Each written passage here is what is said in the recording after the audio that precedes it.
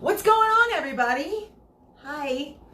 Or hi. Howdy. Howdy. Welcome to the War Room. This is season 4, officially, episode 2, and we are getting ready to hit the road to Portland for the It's About Time March to End Cannabis Prohibition. I, as always, am the Commander-in-Chief G. I'm Mary Jane. With me, I'm Zig, the Ganja Grunt. the Ganja Grunt. The Ganja Grunt. I fucking dig that, man. That's awesome. Thought of it all by myself. All by yourself. That's alliteration. So Zig has officially taken on the so awesome responsibility, voluntary responsibility of adding his journalistic talents to Platoon 420, and I am super excited because my fingers were getting tired, and you're knocking them out, dude. So thank you first and foremost. But I want everybody to know your background. Like we posted a welcome.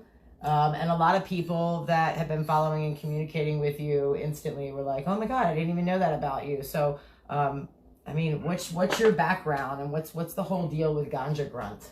So my background is I served in the U.S. Army as an 11 Bravo. Went to Fort Benning, Georgia, and was assigned to Fox 258, which it's at Sand Hill. If any grunts are out there, you know exactly where I'm talking about. Spent a year in active duty, switched to the National Guard because my dad had health issues, and then ended up deploying to Iraq in 2010. We were initially at FOB Merez up in Mosul, Iraq, and eventually transferred down to FOB Spiker in Tikrit. We did convoy escort all over the northern part of the country, anywhere from Balad to Kirkuk to Mosul up to Turkey, where I was the driver of the lead vehicle in the convoy, and we did route clearance. We also did QRF, which is called Quick Response Force. So anytime there was a unit with a downed vehicle or needed ammunition or something, the Quick Response Force was on call, and they had to react and be out of the gate within a certain amount of time. And then I came home, and a few months later went back to the Middle East to a country called Oman, which is right next to Saudi Arabia. And we helped train the Royal Omani Army there. And that was actually really neat, but short deployment. The Royal Omani Army. The Royal Army of Oman, which the training there was really neat because it was the first time I was in the Middle East in a country that wasn't at war with us. They weren't trying to kill us. It was a fairly peaceful nation. And so it was nice to experience that culture without, all the violence, and we got to do a lot of cultural exchange and talk to their soldiers, and they got to talk to us. Some of them spoke perfect English, some of them not so much, but we still figured out ways to communicate. It's crazy, man. So like you've literally seen the world. I mean, myself being from Baltimore, I remember the first time I started traveling. Like I legitimately thought that, we're getting started early? I'm okay always with that. I legitimately thought that the whole world was just like my little bubble and like what I do. And even getting out of like, even getting out of your own city and town, you learn a lot. But I mean, you've seen the world. You've experienced all those cultures. It must have been like super eye-opening. It was pretty eye-opening. My initial shock in Iraq was I was in this third world country, and these people looked like humans, but to me, they didn't behave like humans. It was so third world and so strange. Things that were kind of abnormal over there became normal. Like, for example, the gas stations were just kids on the side of the road with 2-liter soda bottles surrounding them in gallon jugs. And you pull up to these kids, and they pour fuel into your car, and then you take off, and you pay them per liter. I mean, we didn't do that, but the civilians did. So seeing that for the first time was, like, super strange to me. And then it became so normal that coming home was pretty strange. But when I did come home, finally, and I did separate from the military, I ended up working at the Oregon Employment Department, where I was a local veteran employer representative. And primarily my job there was to secure employment for veterans that had serious barriers to employment, meaning they were homeless, disabled, whatever that barrier was. And my job wasn't to work with the veterans themselves, it was to work with the employers and help them come up with veteran recruitment plans and how to attract veterans to their business. And it started out, I was working in the local Central Oregon area, and eventually I ended up managing 3/4 of the state. There was only 2 of us in the state to have this job, and the other guy was very busy in the Portland metro, Salem area, and then the rest of the state was mine.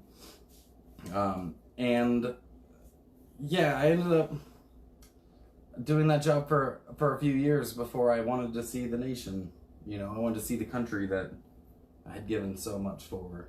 I mean, so you went over, you gave for your country, you came back, you realized that the best way for you to give would be to help, you know, these guys, your battle buddies, find employment. I guess it's super hard. You go over there, you get used to a certain way of life. Everything is as it is, and it's completely not the way that it is in normal society. And a lot of times, you know, from stories I've heard from a lot of veterans over my years of activism, when you get home and you seek help from the VA, you feel kind of left behind. I mean, did you get that like feeling? Yeah. Did you go through that? Yeah, eventually, like so many veterans, I ended up seeking care through the VA, and I went to the vet center, and the vet center specializes in mental health counseling for combat veterans. And then I went to the VA for services because I had, you know, at the time I was walking on a cane. I walked on a cane for 8 months because I had pretty severe back issues. So, of course, yeah, the only health care that was really available to me at no cost to myself was going to the VA. And the appointments literally went like this. Hey, doc, my back's hurting. And he's like, okay, I'll write you a prescription for oxys. What else? I'm like, I'm having trouble sleeping. And he's like, all right, I'll write you a prescription for sleeping aids. What else? Like, no shit. That is how it went. So yeah, I got a lot of pills thrown at me, and like a good grunt, I listened to my doctor's orders and took my pills. And then some of the anxiety meds actually made me more anxious. And I know that there's an adjustment period there for 2 weeks, because I did get my bachelor's in psychology, so I understand the process of mental health meds. And there is appropriate time for it, and I thought I was there, but it actually made me more anxious. And even after that adjustment period where your body gets adapted to a new substance, I was still feeling more anxious. And the worst part, there were sexual side effects too. So you take that away from these soldiers that gave so much. Then they give you another med to help counteract the side effects. Not to mention, that was just the anxiety meds. I also was taking pain meds for my back, and like, I never used the entire month's prescription, so I literally had like a mountain of opiates in my house. And so many people overuse those things because they do it like the addictions. pill bottle says. They don't care how it makes them feel. And let me guess too, the VA doctors never recommended maybe a healthy diet, some natural herbs, forget cannabis. Did they ever like recommend a healthy lifestyle before pills? Well, they can recommend a healthy lifestyle. They can recommend, you know, exercise more and take care of your body, but they can't recommend non-FDA approved holistic medicines. They can't recommend cannabis. Recently, there is a law that said that they can't hold it against you. However, they can't recommend that you do look into cannabis as a treatment option. What they did give me is a lot of chemicals, and it was borderline an addict, and I had enough pills to kill an elephant in my house. And the reason I sought out care wasn't to mask all of these issues. It was to get them treated and allow me to function in society properly, like I want to be. And it made it worse. It wasn't like I was able to function in society. I spent most of my time ostracizing myself because of that stigma that I'm doing a lot of pills and whatnot. So it did affect me, and even the thought of breaking into cannabis at the time was a bit of a fear of mine because of a lot of reasons. I just came from the military, right, where that's not okay, and stoner, you know, the quote unquote stoners who don't, you know, amount to anything in their lives, but it's okay to get drunk. And at the time I also had a job working for the state of Oregon, and they had a drug policy that I'd be risking my job if I sought that out as treatment. But, you know, eventually I did. Eventually I was like, you know, I wouldn't mind trying out cannabis, and I did put my job at risk because I was smoking while not at work, but I was smoking while I had that job. So if they wanted to hold that against me, they totally could have.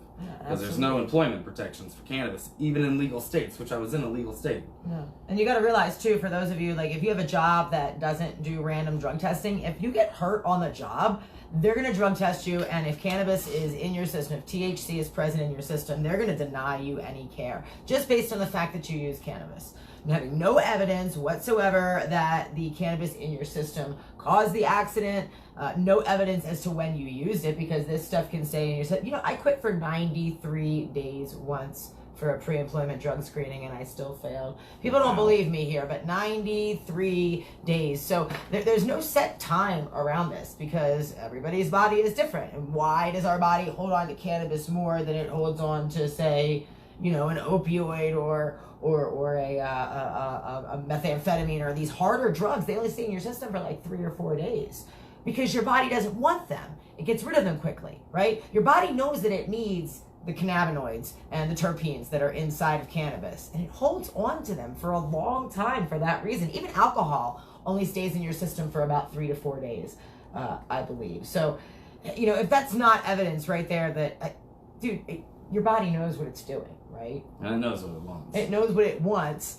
And we've got doctors that are telling you to go against that, and jobs that discourage you to take, from taking care of yourself, because by taking care of yourself, you know that if you are in some multi-million-dollar I lost my leg workman's comp suit and you've got THC in your system, you're screwed. Tell me that's not discriminatory. Which is true. At the time, I was working for the state of Oregon, and I managed half the state of Oregon, which means they gave me a state vehicle to drive around, and I was insured under those policies. They gave me a cell phone, a laptop, and all these things. But if I had, let's say, gotten in a wreck in the state vehicle, and they found cannabis in my system, regardless if I was intoxicated while I was driving, because I don't do that. If I had smoked the night before, I'm no longer under the effects, and I get in an accident, I could actually be charged with a crime. Lose your job, lose your paycheck, lose your house. Have a criminal history. Maybe lose your benefits from the VA. I don't know. I mean, wouldn't that affect...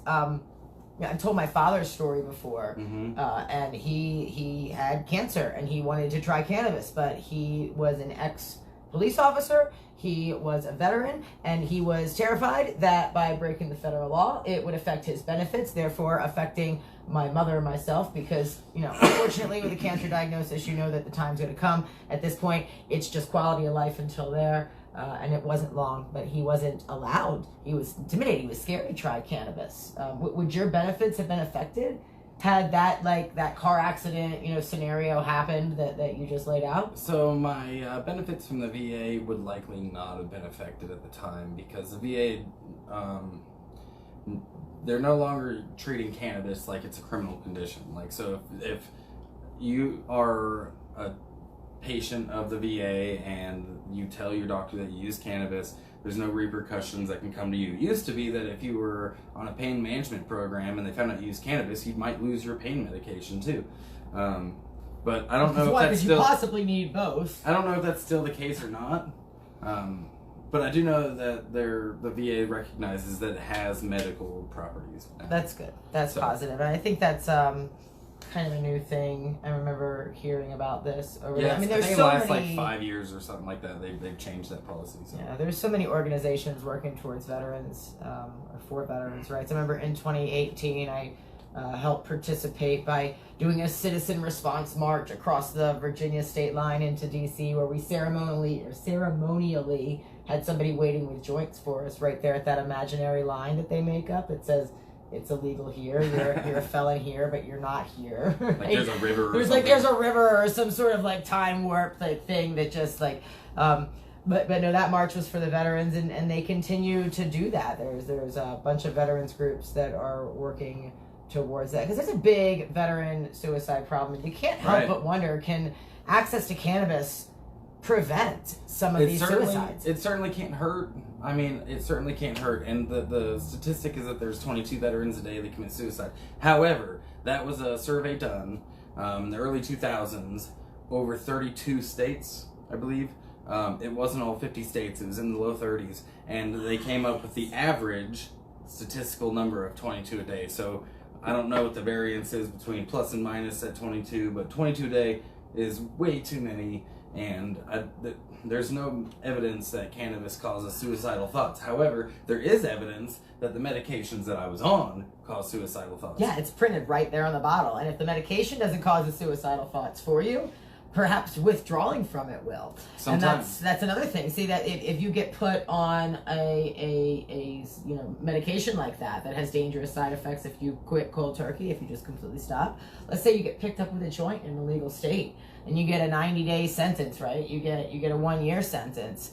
Some would call a slap on the wrist, but they cut you off of your medications. Now you're going through this suicidal thoughts and actions, vomiting, body shakes, and everything in a jail cell with improper medical attention. I mean, this happens every single day, and I'm so glad that you're here from a veteran perspective. I'm still here. I'm still here. I'm still standing.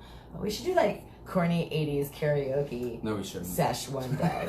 Teasing. No, I'm so glad, seriously, bro, that you're here from a veteran standpoint, because, some have told me that I am too opinionated. I think you've heard the same thing, but it's important, man. People don't even realize that they're, you travel the country. Yeah, what have you heard? I have spoken to a lot of veterans, and it's almost identical stories everywhere I go. I've been in group sessions for mental health before, and on my travels I've met a lot of veterans that have felt like they have no place in society because society has no place for them. And cannabis has been an overwhelming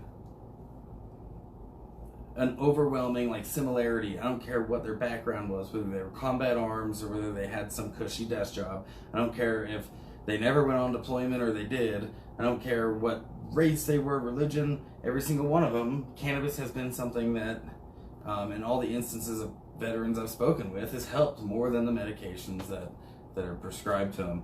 And I'm not going to say that medication is never the way, because like I said, there is an appropriate time for medications. Absolutely. Something you should discuss with your physician and your doctor.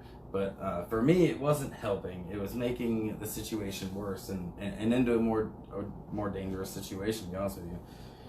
So the last thing we want for the guys who are fighting for our rights and our freedom, regardless of what they may run into over there, everybody signs up because they want to protect, right? Yeah, they want to serve their community and their neighbors and their country. It's pretty important to return that favor. I mean, I think cannabis community is real big on that karma principle, that what goes around comes around, what comes around goes around. The universe is like a copying machine, right? Yeah, right. So it's everything really you put into it, it gives back to you tenfold. Exactly. And it's really important, I think, that we give back to the people who served us, because let's face it, and we say it all the time, we're living in a literal drug war right now against the people. We're at system against people, and we didn't sign up for this. We inherited it. We inherited it. No paper was signed. There's no treaty we can even go back on and talk about. And I think it's really important that the people, the tactful, knowledgeable, compassionate people who are here, they're home from serving overseas, and they want to continue to serve. I mean, there's a way for you to service your veterans by allowing them to continue to service you and your community, because I think that's what... Yeah, I ended up going into like a social service role after I got out of the military. I still wanted to serve my battle buddies and help other veterans in whatever way I could. And with my recruiting background in the military, it was easy to transition to the employment department, going from career counselor to career counselor. So public service has always been something that's kind of been ingrained into me. I've always felt a bit like a humanitarian. So the Ganja Grunt platform was launched. Ganja Grunt was launched just for that purpose, to give our veteran community who enjoys cannabis, is curious about cannabis, even the naysayers who don't like cannabis that want to have a conversation with me, I'll take that up. But those are few and far between these days. In fact, since I've launched, I've had several of my former comrades, battle buddies that I served overseas with, that I served stateside with, reach out to me, and some of them are like, hey, I just got out of the military, I don't know where to start, but I need something because I'm having a lot of anger issues and basically all the symptoms of post-traumatic stress, and they can't explain why, and they want to try cannabis. I've had other ones say, hey, I'm still in, I can't do it, but I can't wait to get out to try that because I'm in a lot of pain. And I had, I know we're all of us infantrymen, our tankers, our combat arms, that we beat our bodies up so much that by the time we're in our late 30s, we're so broken. Like I said, I walked with a cane in my early 30s for almost a year. So see, and I heavy side because what you just said breaks my heart. Like, there are so many people that are like, and you guys are tough, right? You're not supposed to show your emotions, especially if you're in the military. You're supposed to be this big, really badass. But like you said, no, you're hurting inside. You're in pain. You're dying. You're like asking for help. And it's like, you know damn well because you smoked joints in high school and after you got beat up on the football field, this shit helped. You know it'll help. And the people that are saying, no, we're going to protect you. Come do what we want you to do. And we're going to protect you and make sure that you're okay in your life, aren't allowing you to be okay in your life. Like, you know that what just happens breaks me. in the military, at least when I was in, when someone did fail a drug test for cannabis? What happened? They would send them to rehab. Like, I'm not even joking. You would have to go to rehab to basically be shamed and convinced that you need to quit and here's how to do it in order to continue serving your country, or you could get out with a general discharge, meaning you don't get any VA benefits, and you got to seek care on your own. And that has happened to a lot of veterans. They get busted with weed, or they piss hot on a drug test, and they get separated from the military. But the type of separation they get, they lose all of their benefits for GI Bill, they lose all their benefits for health care.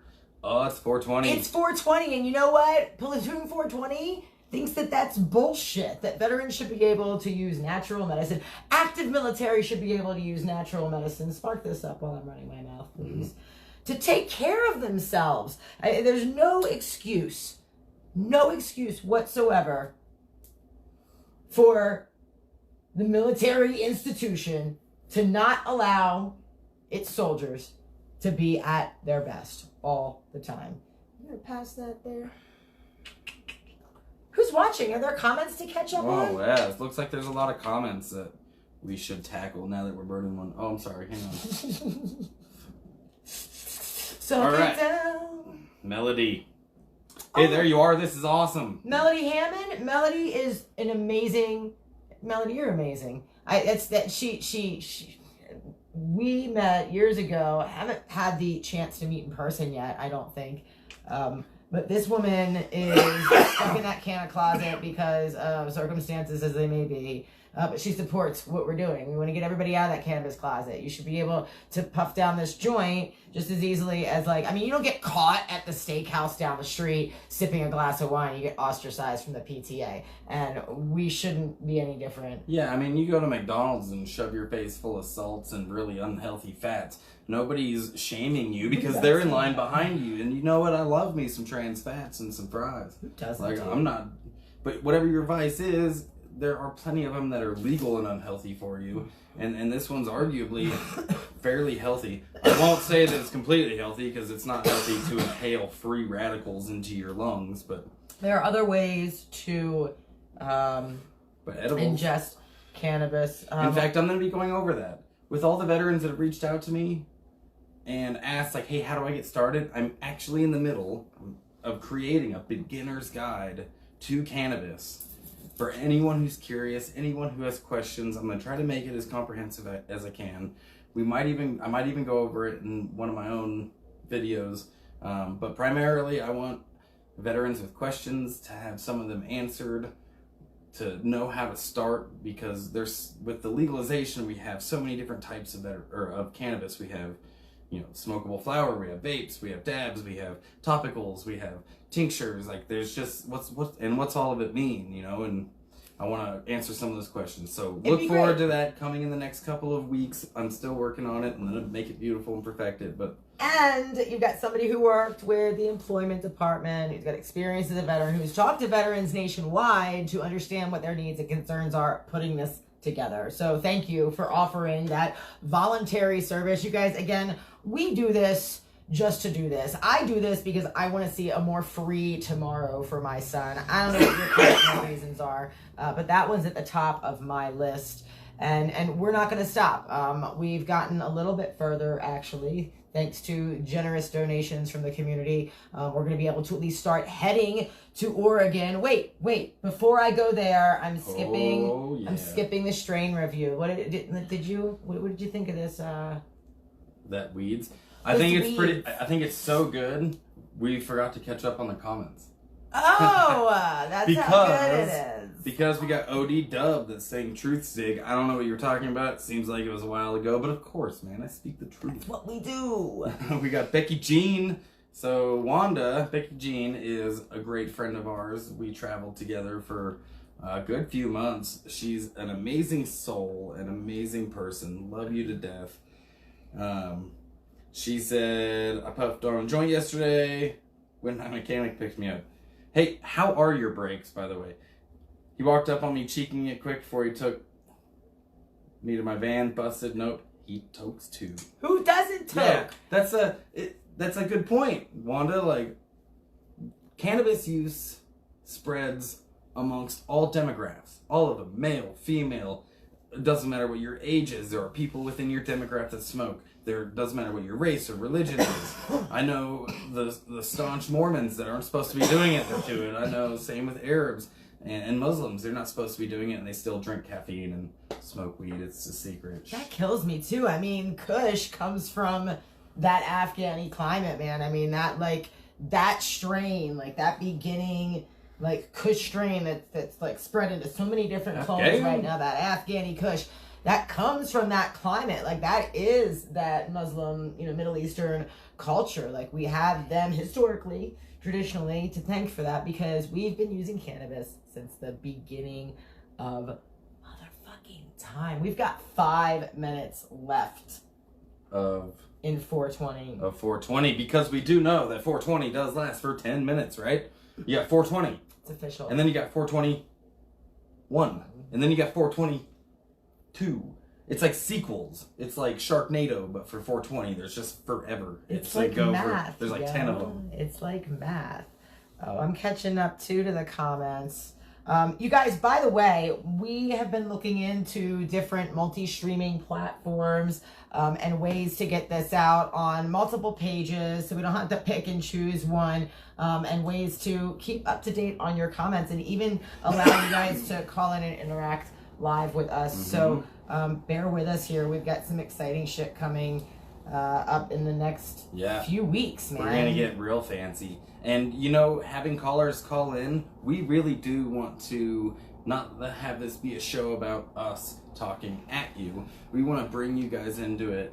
And if you guys have something to say, you want to hang out, chit chat, if you want to be invited on and have your camera up there and we just have a smoke session, like, we want to interact with our community. We want this show to be about us as in a whole, as in including you, not just us as a pair. Us. We don't want it to watch you in the Freedom Phone. We want to be able to see your face right here. And we're working on that. But first we worked on merch. Why do we work on merch? Because the more merch you buy, the quicker we can get to subscribing to and paying off all these platforms so that we can extend this reach. We're getting ready to hit the road, actually, which is pretty exciting. Yeah. We're heading up to Oregon, which is out of like all the states I've been to. I stay away from those ones. Never been to the Pacific Northwest. Because it's fucking cold up there. I don't like cold, man. It's only cold in the winter, but I'm not gonna lie. That's why I left Oregon, and that's why I've traveled the country, literally just to avoid the cold in the winter. So I get it, but it's so beautiful in the summer, and it's not cold. I'm excited to see it. But yeah, we're going to hit the road to Oregon here pretty soon for the It's About Time March. And it's about time for what? For cannabis to be descheduled. Take it off of the CSA. I don't want to hear any of this Schedule 2 nonsense. It's a plant. It's like lavender. It's like sage. It's like anything else that has terpenes and cannabinoids, which, by the way, are not just... Like, it's not just cannabis that has cannabinoids. No, in fact, I'm covering that in my beginner's guide to cannabis. Look for it soon. There are cannabinoids in so much of your diet, and you may not even realize it. If you've ever had echinacea, you've had cannabinoids. There you go. And we're going to do what we can to try to get different experts on here, like people with actual degrees that went to school and stuff that can tell you about this and the science behind it. And what kills me is, like, there is science behind this. There's at least 25 years worth of research, not nearly enough, that show different benefits for cannabis, and people are paying hundreds of thousands of dollars to go to medical school, and they're skipping that part. Don't you feel like, would you be pissed off? Like, if I spent like $300,000 on an education, and you guys kept out this like holistic wellness, it's like skipping the part about how vitamin C can help fight off a cold. I'm just saying. Stop wasting your money. Demand proper education. Quick comment, Michaela. I'm totally hacking up your name. I apologize. Michaela. Oh, that's sorry. Sorry, I'm a dumb grunt. I think. The ganja grunt. She asked a question, has a military question. Are prescription benzos allowed while active? So I'll tackle that real quick. You cannot be on any prescription medications at the time of enlistment. You also can't be on any prescription medications like maintenance meds that you need daily for deployment. But if you're in active duty already and you go to a physician, they prescribe benzos, you're absolutely allowed to take them if it's by prescription only, just like anyone else in any other form of life in America. If a doctor says you can take it, you can take it. Because that's not considered Schedule 1. It's got medical properties, whereas cannabis is considered Schedule 1, so they can't prescribe it. Even though you can get ridiculously addicted to it, and it can have... And you can die if you stop taking it because you're addicted to it. That's one of the few medications that if you cold turkey it and you're addicted, it's a risk to your life. Yeah, not to mention if you have like adverse side effects to it while you're on it, can it affect like your battle buddies? Like that can put other people's lives at risk. That's why you can't be on maintenance meds when you're deployed. But in a training environment, I don't know how that would go. They'd probably put you on what's called a profile, which limits the amount of activity and training that they allow you to do. It usually happens for injuries. They put you on a profile and they're like, okay, you can't run for like this long until you heal. And then the military can't require, they actually have to have paperwork that says the military cannot require you to run. Interesting. Are there any more questions to address? Stoner's Paradise up in Oregon, Mac. Dude, come on up and see us. Yeah. That's Jeff Mackey. He's Mac. He's Mad Mac 9177 something 5. And he's got his own YouTube channel. Check him out. He's also a good friend of ours. Absolutely. We miss Mac. Mac was great on the road. Spent a lot of time with Mac and Becky Jean out there nomading. And speaking of nomading, like we said, we're heading up to Portland, Oregon. Now, I got tagged a few weeks ago in this, tentative organizers group and let everybody know that I don't know where the fuck I'm gonna be on September 12th. Man, nomads never know where they're gonna be. I'm just next not month. sure. But I was like, okay, if so, there's this nationwide protest. It kind of got put together on the fly, so I really hope that there's a good turnout. We just decided on our travel plans. We started raising, and thank you guys who donated over the past 2 weeks. But we started raising money and collecting and getting supplies ready. As you can see, we're getting packed up to hit the road. And we're finally at the point, a couple weeks later than we'd like to be, to where we can head out there. But there's a nationwide there's a nationwide demonstration going on called the It's About Time March on September 12th. And we're going to be hitting the Oregon location. It's going on in Memphis. It's going on in a couple of different cities in Texas, Ulysses, Brownsville, Austin, Olympia, Washington, Tennessee, Los Angeles, all over the place. Albuquerque, ABQ, Land of Enchantment. Oh. Anderson, Fayetteville, Arkansas. I just dropped the joint. Oh, that is marijuana abuse. Party fail. Marijuana abuse. Snellville, Georgia? Come on, the South has always got strange names. Hernando, Mississippi, Knoxville, Tennessee, Jackson, Mississippi, Orlando, the Keys in Florida as well, Chicago, South Haven, Mississippi, Syracuse in New York. Annapolis! Boom. Annapolis, capital of my home state in Maryland, and being run by the awesome Dean Richards, who went to Jorge Cervantes Cannabis University out here in Colorado. So he knows all about all those crazy cannabinoids and terpenes and stuff. And that's also the kid that runs We're forever young. I'm sorry, don't take offense. Who runs Lit Hemp, that's L-I-I-T. He has figured out how to pull up those terpene levels in CBD and keep the THC levels down below 0.03 so the government doesn't kick Considering and it should hemp. complain. Considering it hemp, making it legal, but also giving you one hell of a buzz because the terpenes make you feel the feels too. The good feels, the munchies, feels, the munchy feels. Fall into the couch. Yes. So I'm covering that on my beginner's guide to cannabis. It's not all about the cannabinoids. There are over 400 compounds in the cannabis plant. 80 something of them, I think, or 60 something of them are cannabinoids. But terpenes, that aroma, that smell that you get also has a lot of the effects that we consider psychotropic. So, for instance, for me, I've got a lot of, GI issues. That's why they call me GI Mary Jane. But no, that's not really why, but it was. Caryophyllene is like the terpene that I'm in love with. That's that peppery smell that you have in like the Jack Herrera strains and the Ken Dog strains. And that peppery smell is present in pepper too. That terpene, caryophyllene, is also present in pepper. It's all over. It's multiple other. If you've ever smoked weed that had like a piney scent to it, those are the exact same terpenes that are in the pine tree. What? And so people who say they're allergic to weed usually have a pine allergy. A pine allergy is very common, and if you smoke weed with pinene in it, you're gonna have a bad time. I just sneeze. Some weed makes me sneeze, and maybe there's something in that terpene that makes me sneeze, but I kind of dig sneezing sometimes. It's not overwhelming. Which is why I think it's so important for terpene readouts to be regulated. If the government's really going to do this, they should do it right. I think it's pretty evident that the people that are in charge of making these regulations have no idea what the fuck they're talking about. And we can start that off by the simple display of the fact that now all of a sudden cannabis and hemp are two different things. No. I got news for you.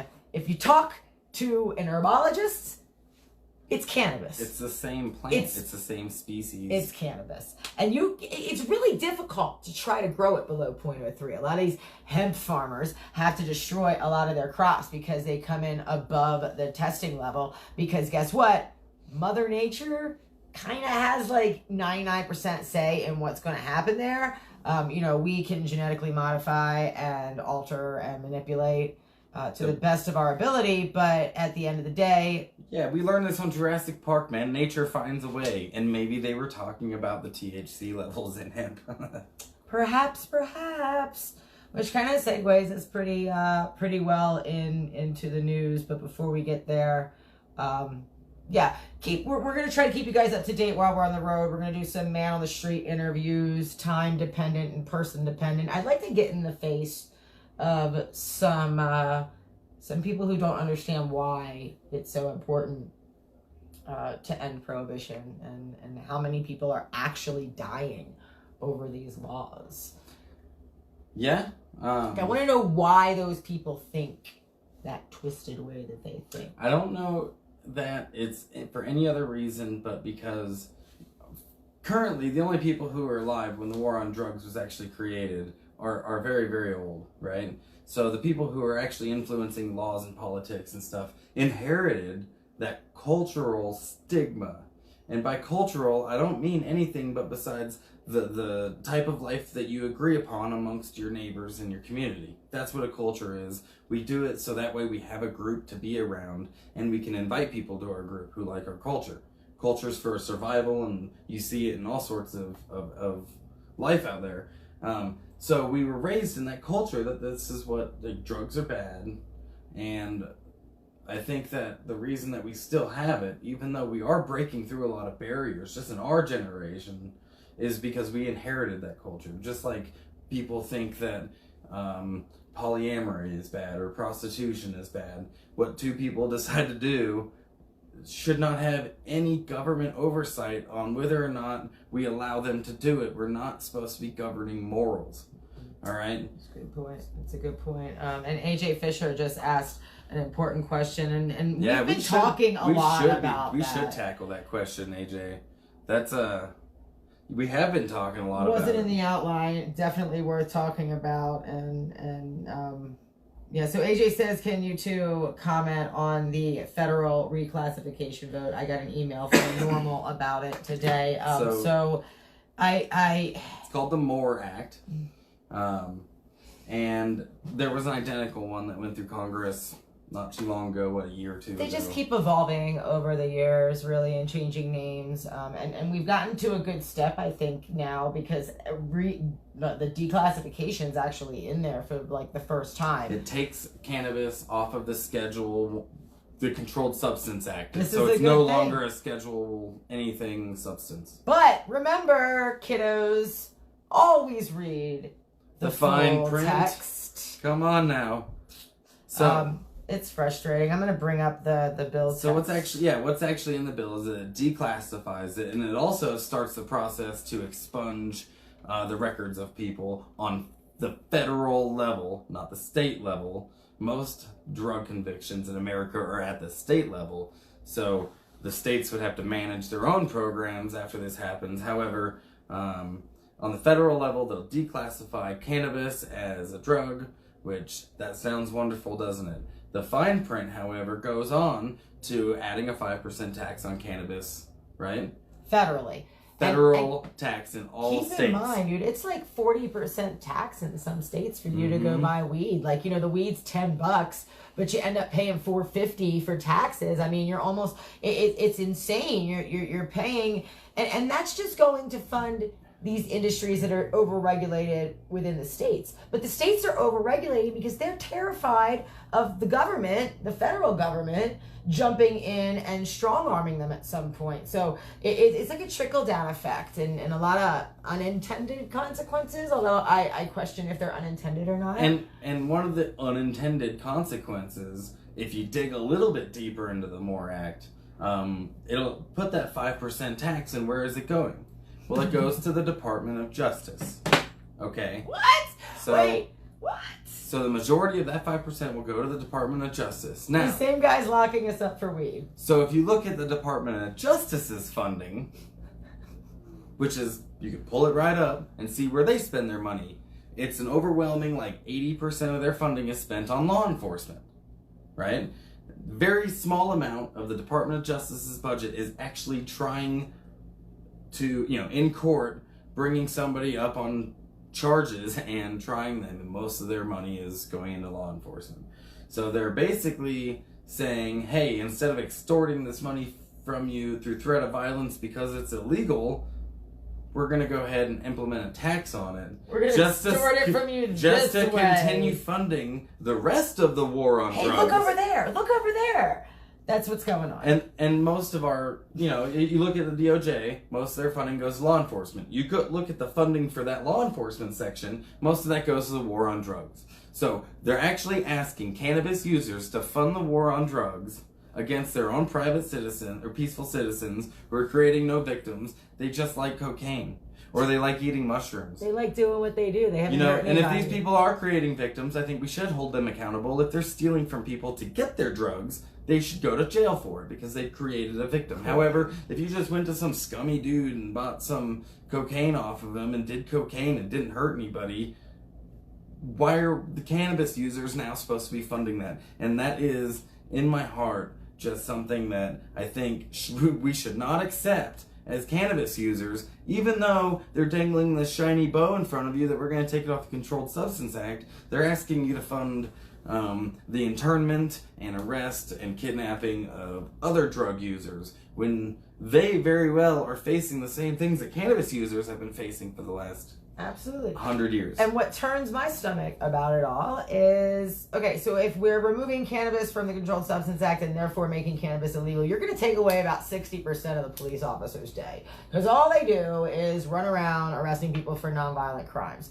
I think like 60 or 40% of the people in federal prisons right now are in on victimless drug crimes, which means that, so 40% of the officers' day, I'm just doing, kind of rough math, it's going to be thrown out the window. So what do they need this 5% allocation for? Now, they're not getting all their 50% of it is going to the Department of Justice, okay? 50% of it. And then they're going to go ahead and allocate it, like you said, as per usual, to the police departments, which they have been historically doing. It's all public record. Which includes the DEA, includes the ATF, it includes all these federal law enforcement agencies. All these agencies who won't be so busy anymore because they won't be going after cannabis, right? So what do they need the money for? You talk about defunding the police, that's kind of what that means. It's take away the money for them to go after nonviolent offenders. Well, if we change the law through the W.A.R.R Act, they won't have to go after them anymore. Okay, bravo. What the hell am I giving them my hard-earned tax money for then? What do they need it for? And I'm going to be honest with you, this won't end the war on cannabis because there's still going to be states that don't allow cannabis in their state. Just like currently there's still states or counties that have dry counties. You can't buy alcohol or you can't buy it on Sundays. So it's still overregulated. It still will be. And yes, AJ, they are kind of dicking us with a shiny little, like they're totally shining a turd. And I've got to be honest, I just can't get behind this. I can't morally fund the war on drugs, even if it's a drug I don't agree with or don't like or whatever, because these people are not criminals. They've got a mental health condition. I'm trying to find the actual text here. Bear with me. I mean, I got the bill up right now. I'm trying to find the part where it's all allocated. We can actually throw it in a link. You know, and there are things where they're supposed to be creating boards that help minority communities come up through the industry, and some of that federal tax allocation would go to them. But I'm talking like 5% versus the 50% that the Department of Justice is getting. Mm-hmm. That's not going to cut it, guys. Like, we do not negotiate with terrorists. Some of it was starting a program to get the POWs of the drug war, the ones that are in federal prisons currently, and start the expungement process and the releasing process, unless they were violent or whatever in their crimes as well. But again, you're talking a small percentage out of the whole pie.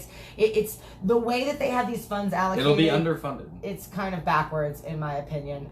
If they can go in there, flip that bitch over. I think I may like that bill, even though I think everybody knows how I feel about taxes, but I will accept them right now. And you also know how we feel about the Controlled Substance Act. Like, no bueno. Fucking get rid of it already. All of it. Stop the war on drugs. End it. And that starts with ending the Controlled Substance Act. Repealing it.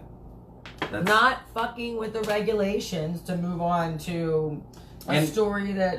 And nothing in this W.A.R.R Act covers the POWs of the drug war by the states either. No. Okay, so just if you never got charged federally, there are 50 fucking states that still have people in prison for cannabis for the rest of their lives. Some of them, every one of them. There was a story I saw that there are still people who got arrested in 1993 or 1970 or 1986 or whatever that have a life sentence for less than an ounce of fucking weed. They're in jail for 20, 30 years now, and they have zero opportunity of being released. So we don't need the W.A.R.R Act. We need a Supreme Court decision that says weed is now legal and the POWs should be released immediately. That's what we need. We don't need some half-ass bullshit that we like because it's a shiny turd. And this is.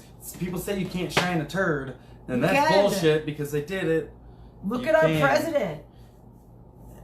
So you were about to go into, we were talking about hemp earlier and how they classify it and the laws that they make around it. The DEA, we covered this on Platoon420.com, just outlawed the processing of the plant hemp into consumer products. You can't make this shit up. Say that again. Say it real slow for the guys in the back. So the DEA, the Drug Enforcement Administration, who has no reason to be making laws to begin with. However, they've decided to interpret this 2018 Farm Bill as saying that the process between having your crop and you cut it all out, and then you have to take these plants and you have to turn them into consumer products like tinctures and topicals and whatever the hell people are making out of hemp. Biofuel. In order to make any of these consumer products, it goes through a process, right? And in that process, it becomes a bit more concentrated.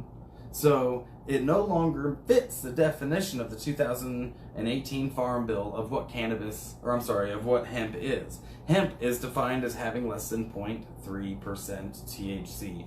But in the process of turning it from the raw plant to the consumer product, it becomes a little more concentrated, and it's considered wet hemp, and it has a higher concentration than 0.3%, and therefore everyone in the industry, all of the employees, these probably minimum wage manufacturing employees busting out. People are giving up a lot to do this. Yeah, it's a multi-billion-dollar industry nationwide that's supposed to be legal. All of them are handling a Schedule 1 substance while they're sitting there making shampoo, CBD shampoo, or CBD dog treats, whatever. It threatens the entire industry, but the DEA is like, you know what? We've decided that's illegal. And what does the DEA do with people who handle Schedule 1 substances? Well, we already know. They send tanks and helicopters and people with guns after them.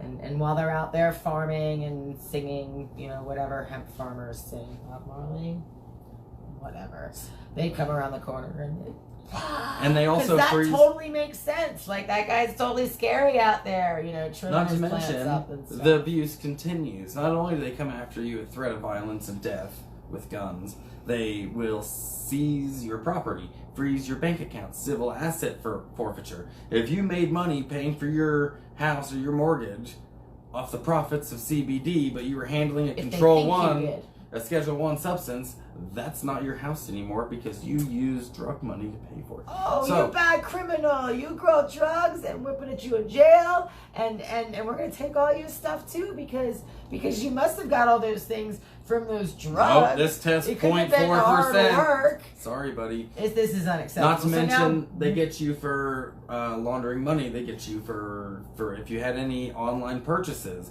That's wire fraud, and that's a federal crime. If your kids are there, they're going to get you a child endangerment too. So, FYI, people, for whoever is listening and is a part of the CBD business in any way, shape, or form, in the processing portion of it, and you are raided by the feds, shut the fuck up Friday. They don't know if you're in there as a visitor. They don't know if you work there. You don't know anything. Shut the fuck up. Get a lawyer. Shut the fuck up. Because there's only two ways to fix this ruling that the DEA made.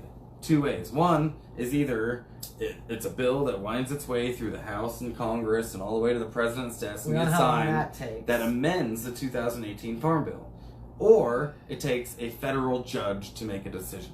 So, come on, federal judge. So shut the fuck up and take it to a federal judge and let them make a decision, because this is completely asinine. This is ridiculous. We forget too that like our judicial wing is the highest echelon, right? It's not everybody's, these lawmakers. Well, yeah, maybe they make the laws, and yes, we do vote them in. But sometimes you vote somebody in, they say they're going to make law A, and they make law B, and you're like, whoa, what the fuck? That's what we have the Supreme Courts for, and and primarily the Supreme Court is only there to determine if something violates the Constitution or if it doesn't violate the Constitution. If it doesn't have anything to do with that decision right there, the Supreme Court won't tackle it. But you have like the 9th District, which is a step below the Supreme Court, and if they make a ruling and someone appeals it and it goes to the Supreme Court, they're going to be like, this has nothing to do with the Constitution, or they'll say it does and we'll address it. But once that 9th District ruling has, your last chance is saying, hey, that's constitutional or not. And that's the way that it works. And so far, to date, they've never struck down the war on drugs as unconstitutional. Which is unconstitutional as fuck. We have protections against cruel and unusual punishment. As I interpret it, and the oath I took, I cannot morally say that it's constitutional to arrest a nonviolent offender at threat of violence and put them in an internment camp because they're a POW of the war on drugs. If they've created a victim, that's a different story, but... And that is why we Platoon 420, folks. And thank you so much, Zig, the Ganja Grunt, for joining in. I mean, you've popped out in just a few days. a couple of different articles. For those of you who haven't visited Platoon420.com, we report the drug news from the perspective of a victim. It is not an arrest, it's a kidnapping. You did nothing wrong, you're not a criminal, you didn't hurt anybody, it's not a raid, it's a home invasion, and none of us deserve this. None of us signed up for it. And we ask everybody, as always, every week, to head on over to Platoon 420 and take the pledge that I will stand tall in the face of tyranny. Rewind! I will stand tall in the face of tyranny for the best interest of myself and community. I denounce the archaic drug laws that have made victims of the people they were written to protect, and I will not support any legislation that regulates what a person puts in their body. That's what we believe in Platoon 420. And if you head on over and take that pledge, it'll sign you up for news alerts. It'll sign you up for special promo codes as we release new merch. We've been looking again into the multi-streaming platforms and even Patreon. We're going to keep that one quiet. That's going to be exciting. Big things are coming. Big things are coming, and even bitty things are including our adventure to the Cannabis March in Portland on September 12th. Follow us, hit like, share, follow. And we're going to share this on the brand new Platoon 420 YouTube page. It's got like 6 subscribers. We feel really important and stuff. Yeah! 6 people. You 6 people rock. 3 of them, I'm pretty sure, are my own profiles. One of them's you. You 2 rock, man. Woo! No, but head on over. We're going to, again, start multi-streaming by October. Maybe before then. Maybe by next week. We'll see what happens. We want to extend that outreach. I mean, I don't know. Look, dude, have you looked at these views here? Our view count is going up on the website, and we want to expand it. We've already gotten into advertising. People are watching and reading. Look, this one has 339 views from just little old us. That's crazy. And it's because of your donations that we're able to afford the advertising, that we're going to be able to do the multi-streaming services and be able to get this message out to more people, because there's not enough people saying this. End the drug war. End it. And we're going to report the news, the drug news, from the perspective of the victims, and we're going to keep doing that. Every time. I'm not going to stop because, you know, the verbiage is just strong. I'm sick and tired of reading the news and seeing some 19-year-old kid being painted out to be some violent, dangerous criminal. Now the rest of his life is ruined. I don't even care how hard the drug was because he got caught with it. It is unacceptable in a free society. We have evolved way past this. And we're gonna try to stay updated. I don't know. Do you think we can at least check in with these guys for a half hour every day while we're on the road? Oh yeah, I think that would be a good idea. Like every day we'll come in for half an hour. Here's where we're at. Check out this beautiful spot. It'll be like a live stream video log of our adventure, because we're not gonna just drive straight there. We're gonna make this an adventure, and we're gonna check out some cool stuff. Outreach adventure. And we're going to try to spread our message of ending the war on the people. People, because we the people are definitely stepping up in 2020. If nothing else, you can say, whether you agree with them or not, the people are stepping up and stepping out. And it's a strange time to be alive for sure, right? Like 2020 has been brutal on all of us. But even through all this coronavirus and the riots and the police brutalities, we are still bringing this message. We're not talking about those things, even though I honestly think a lot of the police brutality will end if you end the war on drugs, because now these police don't have a reason to approach these people. Hey, you got drugs? Hey, you got drugs? Those people don't have a reason to be violent because they can just go to the store and get their heroin or get their whatever the hell they want. And just if they like do we too do much alcohol. of them, their family and friends can sit them down and deal with it before it gets out of hand. Just like we treat alcohol. You know what? You need an intervention. It doesn't need to be a criminal condition. You need help, not internment. That's what we're getting to. We're moving around that corner, I think, and I hope I see it in my lifetime. I don't know if I will. Would you like to hit this? We are. Yeah, let me get this. We are almost out of time. We missed one of the stories we wanted to hit, but we did stop. Thanks to AJ's input. AJ, thank you. I value your input every single time, brother. Asking about this MORES Act that's coming through. And that's kind of what this march is all about, too. I think they're supposed to vote that day. Yeah, so that's I believe the day after Congress sits back, or the day of Congress sits back in session. Right. I know the vote's coming soon, and that's the primary reason we are traveling to Portland to have a peaceful civil disobedience. Open carry our cannabis down from, I believe it's the Lincoln Park County Courthouse. I don't know. We threw a flyer up, so check it out. The event page is there. And then we're going to march down to the DOJ's office where they house the DEA as well. And we're going to open carry our cannabis there because they've said that this is a federal crime. And then we're going to go ahead and march back to the courthouse. I don't know how many people there are that are going to be attending, but we hope that there is going to be a good movement. We're in contact with the person coordinating it locally. So yeah, I'm stoked. This is it's important. And then by July 4th next year, we'll be in DC. We've taken up the Mary Jane's taken up the responsibility of heading up the annual DC 420 July 4th smoke-in, which is a grand act of civil disobedience that started back in 1970 when a civil disobedience permit was pulled out. And everybody proceeded to meet at the National Mall at high noon in DC and smoke a joint for freedom. And for 50 years, we've still had to pull that permit because doing this...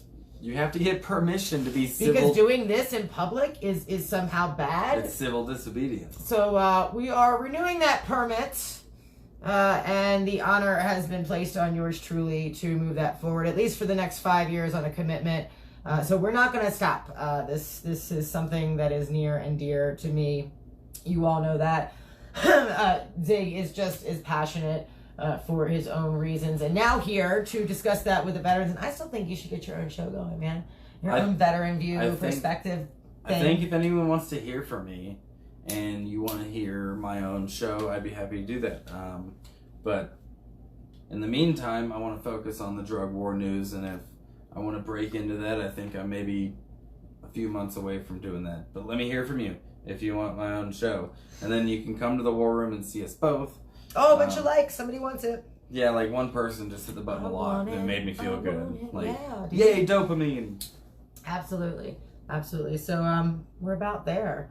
Any final comments or questions from the 5 of you? I got 5 on it. Speaking of which, if you have the moment, if you have the time right now, if you have Cash App and you want to help us out on the road, again, we are leaving tomorrow. We're going to head south, pick up a few supplies down in New Mexico, and then we're going to come back up and shoot through. What's the route? What states are we going through? I think we're going to end up going through Utah because they had like the laxest cannabis laws, and they had reciprocation for patients from other states. Yeah. So a little bit more legal protections. Into Oregon, and we need gas money, guys. So #Platoon 420. I'm not going to spell it because I don't care how high you are. You should be able to pull that one off. And no matter how high you are, and no matter how small the donation is, every dollar counts. We know how to stretch them for sure. Yeah, it doesn't take much to keep the website going. It doesn't take much to keep us going. So any little bit helps. We're grateful for every cent. We're at a coin shortage right now, so we literally are grateful for every cent. Literally. I wonder if the value of a penny is going to go up. I doubt it. What? That would be great. I got a nickel on it, and it's a penny. I got a nickel on it. Also, check out my new page, Ganja Grunt, because I am a grunt, and ganja is passionate to me. So 502. You got any last words to squeeze in there? Nope. Shout out to Nomad's Nest if you're still watching.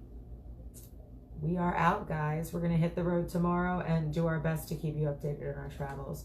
info@platoon420.com. If you have any requests, recommendations, criticism, we don't care. Tell us what you feel. Bring it on. We'll see you later. Peace and carrots, y'all. Past choice, not judgments. Because we're all in this together.